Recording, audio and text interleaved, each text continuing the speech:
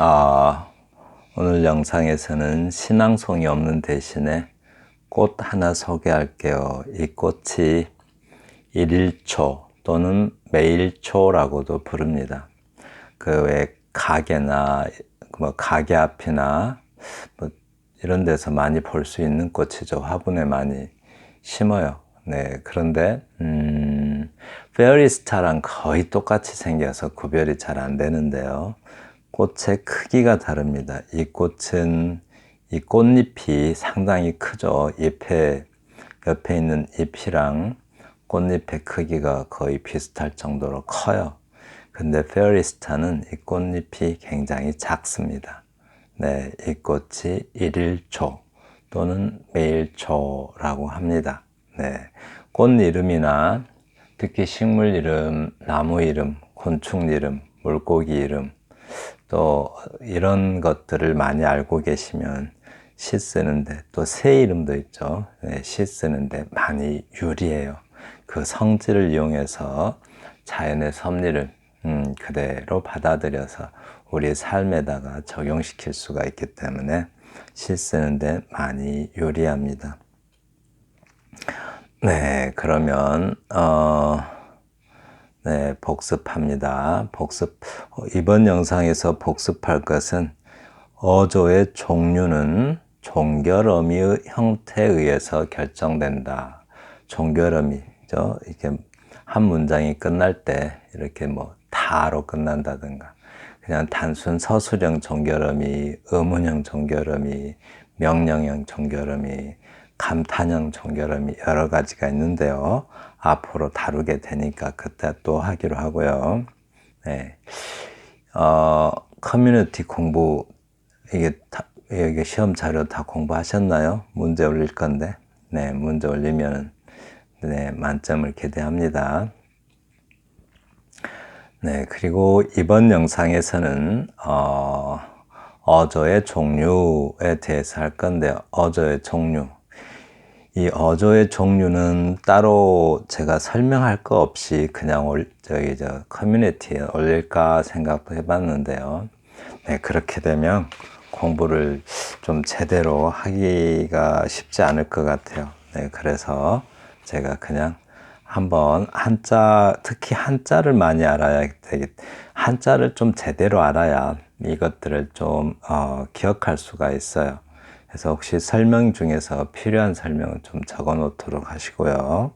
네, 그러면 어조의 종류에 대해서 한번 알아보겠습니다. 어조 유형에 따른 어조의 종류 이렇게 나왔는데 우리가 시적 자라고 하는 것은 여러 가지로 부르죠. 그냥 화자를 시적 자라고 해요. 또는 서정적 자라고도 하는데요. 네, 서정적 자, 시적 자, 그냥 서정자라고도 하고 또 서정 주인공이라고 부르기도 하는 것 같고요. 네, 그렇습니다. 근데 시적 자, 그냥 화자예요. 서정적 자, 서정자 이런 것도 그냥 다 화자입니다. 화자를 이렇게 다르게 부르는 거고요. 자, 이 단어만 알면 어조가 뭔지, 어조가 뭐죠? 어조? 그러니까 우리가 그 시에서 우리는 형상화한다는 말을 많이 쓰죠.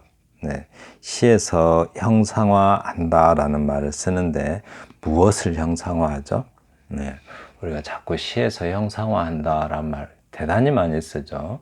형상화한다, 뭐 감각화한다, 구체화한다, 다 같은 말이죠. 무엇을 그렇게 감각화하고 형상화하고 구체화할까요? 그냥 화자의 사상이나 어떤 그 감정, 정서를 형상화하죠. 네, 대체적으로 그렇습니다. 화자의 사상 또는 뭐 화자의 사상 또 사유, 뭐 감정, 정서 이런 것들을 구체화시키죠. 네, 근데 그렇게 형상화하는데 그렇게 이제 형상화하는데 그러니까 사상이나 감정을 형상화한다면 그 사상이나 감정의 그 주체가 화자이고 시적 자이고 서정적 자입니다. 네, 그러면 하나씩 살펴보겠습니다. 이 시적 자아가 그런 거고요. 시적 자아의, 즉 화자의 태도에 따른 유형이라고 하는데, 화자가 뭘 대하는 태도일까요? 시적 대상을 대하는 태도일 수도 있고, 또는 청자에 대한 태도일 수도 있겠죠. 여기서는 시적 대상을 대하는 태도를 말할 것 같아요. 네. 우선 관조적이다라는 말 보세요. 이렇게 관조적이다. 볼관자에다가 빛을 조자라고 합니다. 어떤 대상을 뭐 햇빛에 비추듯이 잔잔히 비추어 보는 태도. 그러니까 대상을 잔잔히 바라보는 태도인데, 그냥 바라보기만 하는 게 아니라 어쩌면 관조적이다라는 말이 가끔씩 좀 무관심하다 이런 느낌이 있어요. 그냥 잔잔히 바라보는 태도니까 좀 비추어서 자세히 하나하나 이렇게 바라보는 태도, 이것을 관조적이다라고 합니다. 네. 시에서 관조적인 어떤 어조가 아주 많이 쓰이죠. 네. 교훈적이다, 가르칠 교자에다가 가르칠 훈자를 쓰죠. 뭔가 가르침을 주는 태도고, 낙천적이다. 이 낙천적인 것도 세상을 긍정적으로 바라보는 태도라고 하는데, 이 천하, 그러니까 세상을, 그죠? 즐거워하는 태도. 그러니까 천하를 즐거워하는 태도를 낙천적이다라고 하죠. 그런데 세상을 즐겁게 바라보는 태도를 뭐라고 그래요? 낙관적이다라고 하죠. 즐거울 낙자에다가 볼관자 써서 즐겁게 세상을 바라보는 태도, 그것을 낙관적이다라고 하고요. 네, 세계를 즐거워하는 태도, 있는 그대로를 즐거워하는 태도를 낙천적이다라고 합니다. 네. 그리고 낭만적이란 말은 한자로 물결낭자에 흩어질 만 또는 질펀할 이 만이 흩어질 만도 되고 질펀할 만도 되고 드넓다 할 때 드넓은 만도 돼요. 네. 그런데 이 낭만적이란 말은 원래는 영어예요. 로만스. 원래 영어는 아니었겠죠. 로마어였겠죠. 라틴어, 로만입니다. 로만. 원래 로만스라는 것도 있는데, 로만스는 설명은 생략하기로 하고요. 로망스라는 것은 옛날 그 기사도 이야기에서 많이 쓰이는 그런 이야기입니다. 그러니까 유럽 전역에서 보면 로마라는 지역은 먼 지역이고 현실 세계랑 좀 거리가 있는 지역인데, 흔히 기사도 이야기 나오고 성이 있고 거기에서 또 신비스러운 일이 벌어지고 막 그러는 이야기예요. 로마의 형용사형이 로먼입니다. 이거는 두 가지 뜻이 있죠. 로마의 또는 로마인이라는 뜻도 돼요. 또 로마어라는 말도 가능하겠죠. 그런데 이게 이제 뭐냐면 다른 유럽 지역에서 로마를 바라볼 때 이거는 먼 이야기예요. 아주 그 현실 세계와 먼 이야기. 네, 이런 의미에서 로만이라는 뜻입니다. 그런데 이 로만을 한자어로 번역한 게 낭만 이렇게 번역했어요. 음을 그대로 옮긴 거예요. 근데 이제 뜻이 좀 맞아 떨어져서 그런데, 그죠? 이렇게 음을 그대로 옮긴 게 낭만이라는 겁니다. 그래서 낭만적이다라는 것은 왠지, 그죠? 낭만적이다라는 것은 왠지 뭔가 좀 이상적이다라는 말과 연결이 되는 이유가 현실 세계와는 조금 거리가 있어요. 이렇게 뭔가 먼 것을 우리는 동경하잖아요. 현실 속에서 좀 먼 것을 좀 멋있게 바라보는 태도, 이 멋있는 말소리와 태도라고 하는데, 뭔가 멀리 있는 것을 동경하는 그런 태도, 또 그래서 이상적 세계를 좀 대하는 듯한 태도, 그런 걸 낭만적이라는 표현으로 쓰죠. 네, 현실 세계와는 좀 거리가 있는 이상적 세계, 이상이 현실과 조금 거리가 있죠. 만약에 이상이 현실이면 바로 그냥 현실이지 이상이 될 리가 없겠죠. 네, 그렇습니다. 그리고 냉소적이다. 냉소적은 찰냉자의 웃음소자입니다. 그래서 업신여겨서 비웃는 태도라는 건데 왠지 차가운 웃음, 요즘 말로 썩소죠. 네, 그런 태도를 냉소적이다라고 하고요. 그리고 독백적이라는데 독백은 뭐예요? 홀로 독자의 흰백자입니다. 이것은 네, 혼자서 이게 백자가 흰백자이긴 하는데 뭔가 말하다, 알리다라는 뜻이에요. 즉 명백하게 분명하게 하얗다라는 것은 분명하다라는 뜻이기 때문에 네, 혼자서 자기 혼자서 이렇게 알리다. 우리가 흔히 아랜다라고 하죠. 우리가 말씀을 알리는 것을 아랜다라고 하는데 그렇게 알리다라는 뜻이에요. 그래서 혼자 말하는 태도를 독백적이다라고 하고요. 비판적이다라고 하는데 좋고 나쁨을 따지는 태도. 네, 비판적이다는 말은 뭐 언제나 우리가 접하는 단어이기 때문에 뭔가 옳고 그름, 좋고 나쁨을 따지는 태도가 비판적이다라고 합니다. 자, 사색적이란 말은 우리가 안다고 생각하는데 잘 모를 수가 있어요. 이렇게 사색적이다. 깊이 생각하여 판단하는 태도, 물론 뭐 맞는 말이긴 한데 이 한자어를 생각해봐. 이 색자가 손으로 막 더듬어서 우리 이게 원래 색자가 새끼줄 꼬는 모양을 본뜬 거예요. 손을 막 만지작 하면서 찾을 색자 이렇게 생각하시면 돼요. 그러니까 생각으로 그죠? 생각 사자고 찾을 색자니까 생각으로 뭔가를 찾는 듯한 태도, 그죠? 뭔가를 찾아서 생각하는 태도를 사색적이라고 합니다. 네.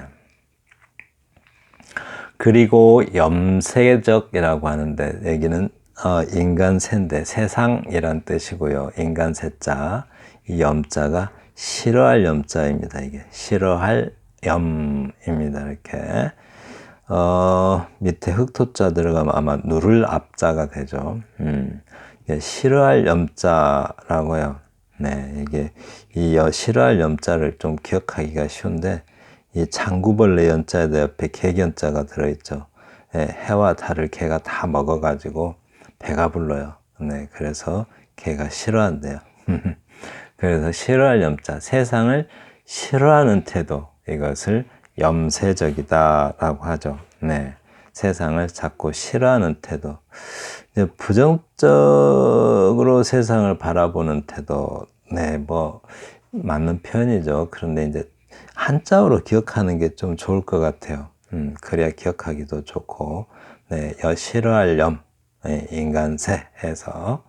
그리고 예찬적이다라는 것은, 예도래자잖아요. 예도래, 존중한다 이런 뜻이죠. 예도래가 존중한다는 뜻인데, 길일 찬자예요. 이렇게. 네, 말씀 원자 뒤에 도울 찬자가 있죠. 네, 이걸 길일 찬자라고 하는데 말로 도와주는 거니까 길일 찬자죠. 네. 그래서 뭔가 이렇게 찬양하다라고 할 때 이 찬자입니다. 그래서 찬양하는 태도를 예찬적이다라고 해요. 그리고 종교적도 이제 하소서, 해주옵소서, 이런 식으로 소망을 비는 듯한 태도. 이것을 종교적이라고 해요. 뭔가 기원하고 기도하고, 그죠? 그런 태도들을 종교적 또는 소망적 이렇게 표현합니다. 우리가 철학적이란 말이 제일 어렵죠. 그래도 철학이 뭔지. 그죠? 철학이 뭘까요? 철학.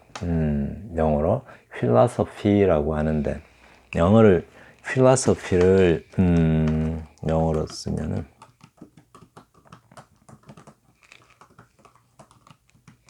philosophy, 필로가 좋아한다라는 뜻이고요. 소피가 지혜라는 뜻이죠. 지혜, 즉 진리에 대한 사랑을 철학이라고 해요. 필로소피라고 해서. 그런데 이제 철학을 그래서 이제 그 지혜에 대한 사랑이니까 지혜에 대한 사랑을 연구하는 학문이라고 해서 애지학 이렇게 이제 번역하기도 해요. 근데 철학을 일본에서 일본식 한자어를 그대로 쓴 거죠. 이게 철자입니다. 밝을 철자고 뭔가 그 밝아짐을 연구하는 학문이 철학이다라고 이렇게 번역을 해놨어요. 근데 이제 철학 그러면은 흔히 이제 학문 중에 철학이 아닌 건 없었죠. 원래는 철학이 그냥 뭐 그죠? 그러니까 공부를 좋아하는 것을 철학이라고 해요. 원래는. 그러니까 뭐 과학도 수학도 다 철학이었죠. 옛날에는. 네. 그런데 이제 그 철학이 다 이제 분화가 돼가지고 지금 심지어 요새는 이제 역사도 다 분화돼서 나가고 또 이제 미학조차도 이제 철학에서 자꾸 분리되려고 하죠. 그런데 이제 지금은 아주 좁혀져 가지고 존재론, 그러니까 이런 어떤 인생의 깊이를 따지는 태도를 철학적이다라고 해요. 지금의 철학은 어떤 그렇죠. 이게 삶이나 어떤 그렇죠. 존재 뭐 이런 걸 이제 흔히 철학이라고요. 뭐 흔히 이제 진선미 이렇게 해서 말하기도 하는데, 네, 그렇습니다.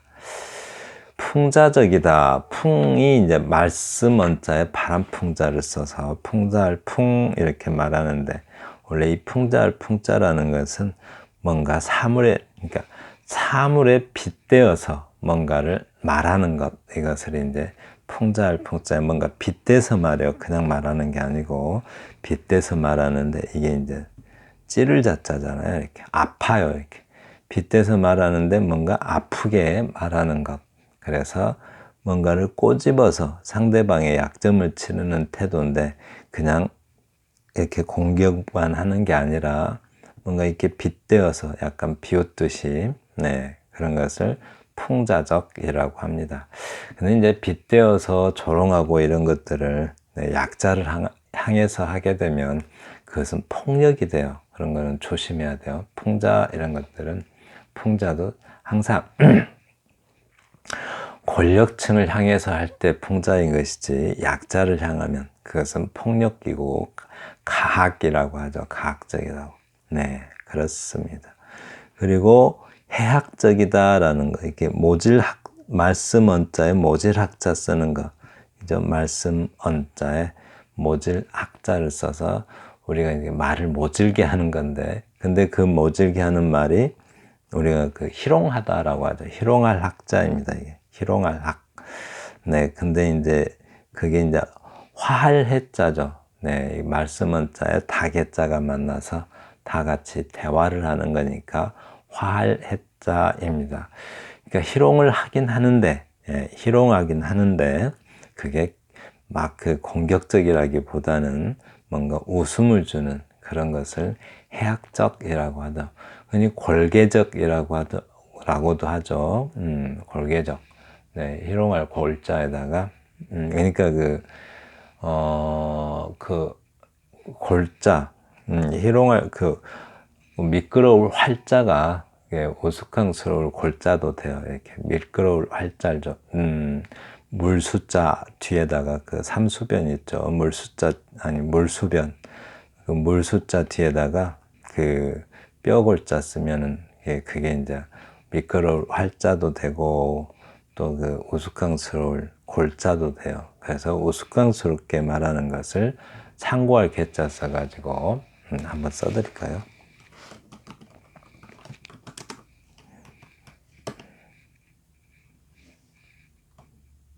네, 이렇게 씁니다. 이렇게 앞에 이렇게 물수변이 있고 뼈골자 써가지고 이렇게 미끄러울 활자도 되고 우스꽝스러울 골자도 돼요. 이것이 이제 상고할 개자인데 네, 골계적이라고도 해요.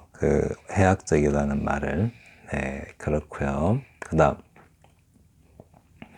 시적자 뭐라고도 한다고 했죠. 이게 뭐라고 그랬죠? 시적자, 화자, 서정적 자, 서정자, 뭐 서정의 주인공 뭐 이렇게도 표현해요. 시적 차의 감정에 따른 유형, 네, 차가 어떤 감정으로 있는가, 그죠? 이렇게. 이것은 좀 거칠고 격정적이다 이 말은 되게 이제 막 격할 격자죠. 이게 되게 이제 좀 매서운 거, 격하고 격한 감정이 들어있는 거. 솟구치는 열정의 목소리 표현 참 잘했네요. 이렇게. 네, 이거를 격정적이다라고 합니다. 네, 냉정함.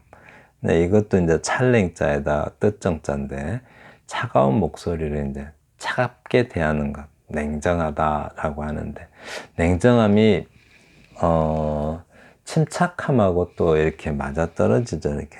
근데 매우 그 구별하기가 힘들어요. 침착하다, 조용한 목소리, 힘차다, 호소하는 목소리, 이런 것들이 이제 뭐 격정적 어조다, 냉정한 어조다, 뭐 힘찬 어조다, 침착한 어조다, 뭐 기쁨의 어조다, 슬픔의 어조다라고 하죠. 자, 이게 목소리가 왠지 기쁨에 차 있으면은 환히 기뻐할 환자에 기쁠 휘자죠. 애상적이다 이 말 많이 쓰죠. 애상적이다. 고등학교 시에서는 애상적이란 말이 아마 가장 많이 쓰는 것 같은데, 네, 슬플 애자에다가 아파할 상자, 이거 원래 다칠 상자로 유명해요. 그러니까 슬퍼하기도 하고 아파하기도 하는 태도, 네, 그거를 애상적이다. 이걸로 알아주세요. 이렇게 애상적, 슬픔하고 이거 애상적으로 바꿨으면 좋겠네요. 이 슬픔이라는 자리하고 애상적이라는 자리를 바꿨으면 좋겠어요. 네. 근데 책에 이렇게 돼 있어서 그냥 이래대로 썼습니다. 영탄적이다. 을풀 영자에다가 탄식할 탄자. 이 탄식할 탄자도 이 진흙근자 앞에 입구자 쓰기도 해요. 이제 좀 한번 써볼까요? 한자니까. 탄식. 네.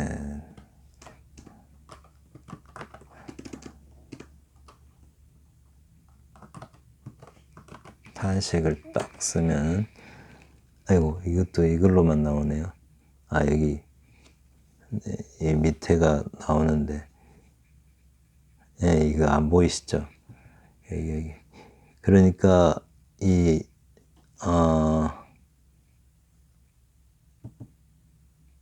네, 이게 좀 옮기기가 힘드네. 탄식, 네, 이렇게 잡을 수 있으면 좋겠는데, 네, 네, 이것도, 이것도 그 탄식하다 할 때 탄이고, 또, 이것, 하품 흠자가 있는 것도 찾기가 어려워가지고 중국인들은 이걸 어떻게 맨날 찾아서 쓰나 모르겠어요. 네, 아이고 안 보여요. 네, 아까 그 탄식할 때 있었죠. 잠깐만요. 탄식.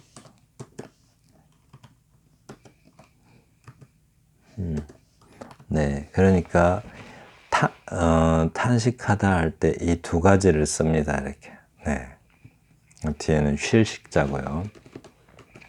한자를 뭐 하나하나 다 쓸 수 있을 정도까지는 필요 없지만 좀 많이 한글을 좀 관념어 같은 것은 한자를 이용해서 공부하는 것이 조금 좋은 방법일 듯해요. 굳이 너무 열심히 하는 건 너무 힘든 것 같고 그냥 즐기듯이. 네, 그렇습니다. 영탄적이다 이 말은 왠지 뭔가 그 영탄법에 쓰는 조사가 쓰이면 영탄적이라고 할 수가 있겠죠.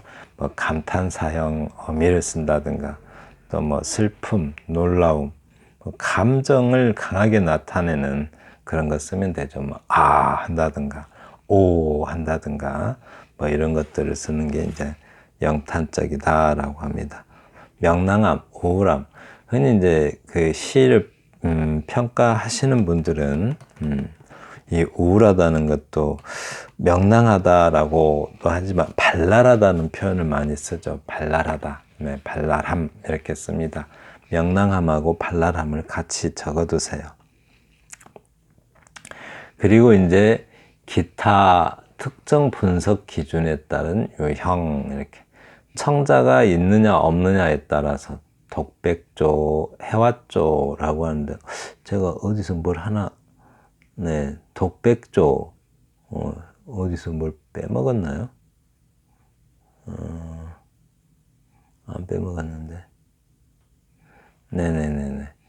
독백조, 이 해화조라는 것, 이거를 조금 이게 어디서 하나를, 해학적, 여기서 해화적이라는 말을 빼먹었나 봐요. 해화적, 여기서 해화적이다라는 말도 조심해야 돼요. 해화적, 네.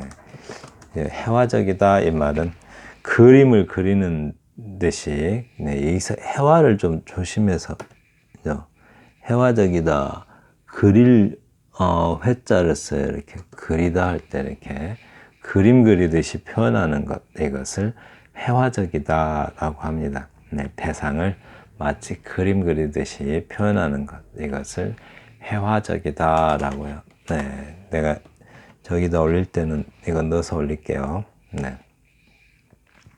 그 다음에 그리고 여기서 이제 해화적이란 말 조심해 주셔야 돼요. 청자가 있으면, 청자가 없으면 독백조겠죠. 청자가 있으면 여기서 해화는 대화조라는 뜻입니다. 그림 회자가 아니고 대화하듯이 하는 것. 그리고 청자에 대한 화자의 태도에 따라서, 그죠? 뭔가 자꾸 뭐 하십시다 이러면은 권유적이고, 자꾸 뭐 해라 한다든가 명령적이죠. 뭐 하소서 하면 기원적인 거예요. 뭐 대단합니다 이러면 예찬적인 거죠. 뭐 할까 하면 의문의 어조라고 할 수가 있겠죠. 또 간청하는 것. 네. 그리고 화자의 인간 유형에 따라서, 이건 언제든지 나올 수가 있죠. 태도에 따라서 어른의, 아이의 어조, 어른의 어조, 남성의 어조, 여성의 어조, 스승의 어조, 제자의 어조, 이런 것들이 있고요. 네, 이거 많이 다룰 거예요. 이제 계속 작품에서. 화자의 감정에 따라서, 또 화자의 감정 상태에 따라서 명랑, 발랄과, 명랑은 발랄하고 같이 알아두세요. 발랄하는 것은 물 뿌리듯이 그냥 생기가 돋는 것, 이것을 발랄하다라고 하죠. 우울가, 그리고 낙천적, 염세적, 격정적, 관조적이라고 하고요. 대상에 대한 화자의 태도에 따라서 냉소적, 친화적, 친근한 어조, 이런 말도 많이 쓰죠. 친화적 어조, 친근한 어조, 비판적, 우호적. 우호적이라는 것은 친구처럼 좋아하는 것을 말하죠. 우호적 태도라고 하는데요. 네. 네, 설명은 다 끝났는데요. 제가 좀 부탁드리고 싶은 것은 한 번씩 다 써보시고, 제가 물론 문제 유형처럼 올리긴 하겠지만, 꼭 한 번씩 써보시고, 외워보시고, 이게, 그렇죠. 자꾸 한번 해봐요. 이렇게 한번 종이에다가 써보시는 게 중요할 것 같아요. 이거는 대단히 어려운 말도 없고, 그죠? 그냥 이렇게 한 번씩 써보고, 느낌을 받아보는 것. 한자를 일부러 다 쓸 필요는 없어요. 쓰면 좋죠. 쓰면 좋은데, 그렇지 않더라도 그 한자를 한 번 정도, 한자의 뜻이 뭔가, 무슨 한자로 이렇게 말이 구성되었는가, 한자로 기억하는 게 제일 좋을 것 같아요. 네. 그래서 꼭 한 번씩 써보시고, 또 조금 딱 한 번만 제대로 이렇게, 암기를 해보시는 게 어떨까. 네, 그렇게 생각합니다. 이거를 알면, 그러니까 우리가 어조라고 하는 건데, 어조가 말투, 말본새, 또 뭐라고 그랬죠? 이렇게 말의 음조잖아요. 이렇게 말의 음조. 한마디로 분위기예요. 시적 분위기도 어조에 반영이 되죠. 그래서 분위기를, 이게 지금 관조적이다, 교훈적이다, 낙천적이다, 낭만적이다, 냉소적이다, 이런 것도 다 분위기로 또 연결할 수가 있죠. 네, 그래서 한 번쯤은, 네, 이번 기회에 한 번쯤 정확하게 이 단어들을 공부를 해 두시기를 적극 추천합니다. 감사합니다.